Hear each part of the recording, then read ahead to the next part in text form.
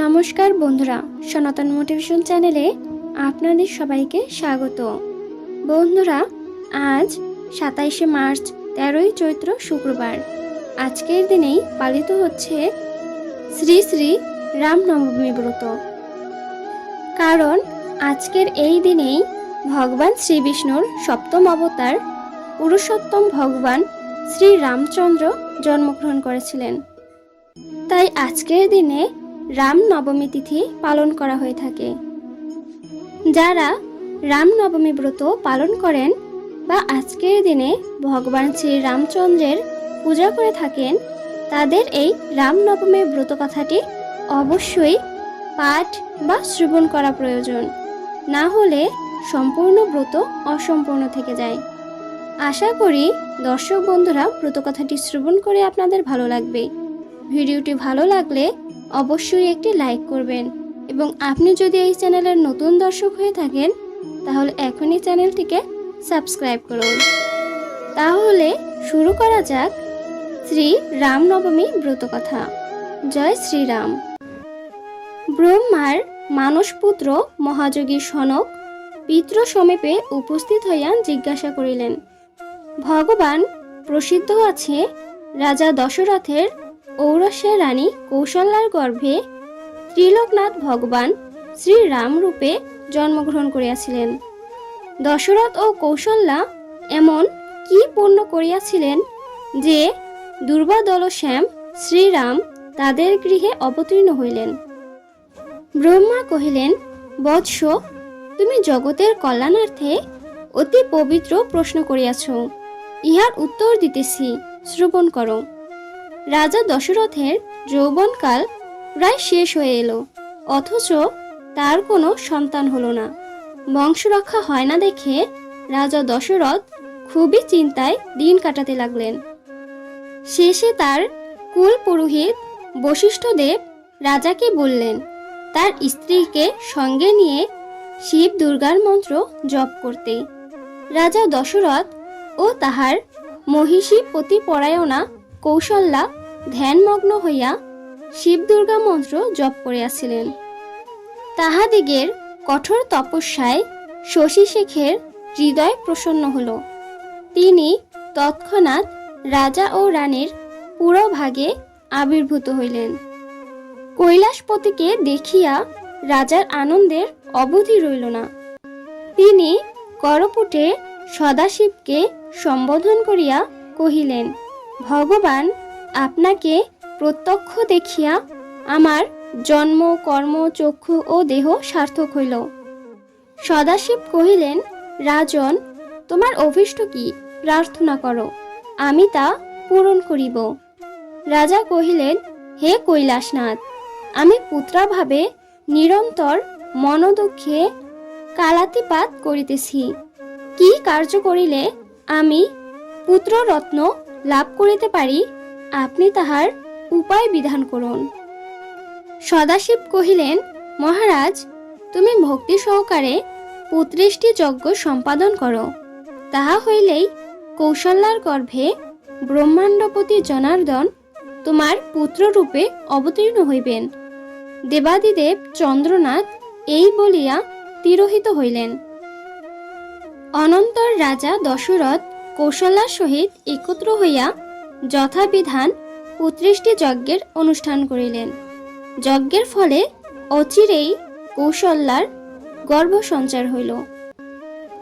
যথাকালে চৈত্র মাসে শুক্লপক্ষের নবমী তিথিতে পূর্ণবসু নক্ষত্রে শুভ লগ্নে শুভক্ষণে শুভযোগে স্বয়ং জনার্দন শ্রী রামচন্দ্র রূপে আবির্ভূত হইলেন। এই জন্যই এই তিথি রামনবমী নামে কথিত। এই মঙ্গলময় দিনে শ্রী রামচন্দ্রের উদ্দেশ্যে যে কোনো শুভ কর্মের অনুষ্ঠান করিলে কোটি সূর্য গ্রহণ অপেক্ষা তাহাতে অধিক ফল লাভ হয়, তাতে কোনো সন্দেহ নাই। যে ব্যক্তি এই দিবসে উপবাসী থাকিয়া রাত্রি জাগরণ ও পিতৃপুরুষগণের উদ্দেশ্যে তর্পণ করে, অন্তিমে ব্রহ্মধাবে তাহার চিরবাস লাভ হয়।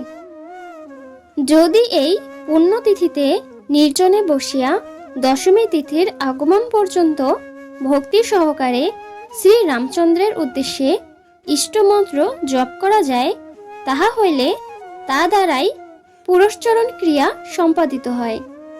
এইরূপ জপের পর দশমীতে ব্রাহ্মণ ভোজন করাইয়া দক্ষিণা প্রদান করা কর্তব্য। এই প্রকারে রাম নবমী ব্রত সম্পাদন করিলে রঘু কুলতিলক রামচন্দ্র প্রসন্ন হইয়া ব্রতের মনোবাঞ্ছা পূরণ করেন। এই রামনবমী ব্রত সর্বসুখের এবং সর্বপ্রকার মঙ্গলের আকর ও পরম পবিত্র। ব্রহ্মার মুখে এই কথা শুনিয়া তাপস শ্রেষ্ঠ সনক পুনরায় জিজ্ঞাসা করিলেন, হে পিত, এই প্রকার ব্রতের বিধান কি প্রকার, তাহা কীর্তন করুন। ব্রহ্মা কহিলেন, ব্রতের পূর্বদিন একাহারী থাকিয়া আমিষভোজীদের নিরামিষ ভোজন করাই বিধি। রাত্রিকালে কুশ বা কম্বলের শয্যায় শয়ন করিবে, কিন্তু স্ত্রীর সহিত শয়ন করিবে না। প্রাতকালে গাত্রোত্থান পূর্বক স্নান ও নিত্যক্রিয়া সমাপনান্তে পবিত্র হইয়া যথাবিধি সংকল্প করিবে। তৎপরে ঘটে পটে শালগ্রাম শিলায় বা প্রতিমাতে শ্রী রামচন্দ্রের পূজা করিবে। প্রথমত কৌশল্যার ও তৎপরে দশরথের অর্চনা করিতে হয়। তদন্তর পরিবারবর্গের পূজা করিয়া নবগ্রহ, দিকপাল ও অস্ত্রসমূহ অর্চনা করিবে। মধ্যাহ্নকালে শ্রী রামচন্দ্রের আবির্ভাব স্মরণ করিয়া পাদ্যার্ঘ্যাদি দ্বারা তাহার পূজা সম্পাদন পূর্বক 3টি পুষ্পাঞ্জলি প্রদান করিবে। রাত্রি জাগরণ করিতে হয়। পরদিন প্রভাতে স্নানান্তে যথাবিধি ভক্তি সহকারে শ্রী রামচন্দ্রের পূজা সমাপনান্তে ব্রাহ্মণকে ভোজন করাইবে ও দক্ষিণা দিয়া তাহাদিগকে সন্তোষ সাধন করিবে। তৎপরে নিজে পালন করিবে। যে ব্যক্তি এই রামনবমী ব্রতকথা শ্রবণ করে, সে ইহধামে পুত্রাদি সহ অতুল সুখ সম্ভব করিয়া দেহাবসানে ব্রহ্মধামে গমন করিয়া থাকে। ভক্তি সহকারে ইহা শ্রবণ করিলে রোগীর রোগ দূর হয়, বন্ধা নারী দীর্ঘজীবী পুত্র লাভ করে এবং সপত্নীর দর্প চূর্ণ করিতে সক্ষম হয়। ইহার প্রসাদে নির্ধনের ধন লাভ এবং ভয়ার্থ ব্যক্তি ভয় হইতে পরিমুক্ত হইবে, সন্দেহ নাই। এই ব্রতের অনুষ্ঠান করিলে যেরূপ পুণ্য সঞ্চয় হইয়া থাকে, নানাবিধ যজ্ঞ, কঠোর তপস্যা ও সর্বতীর্থে ভ্রমণ দ্বারাও তাদৃশ পুণ্য লাভের সম্ভাবনা নাই।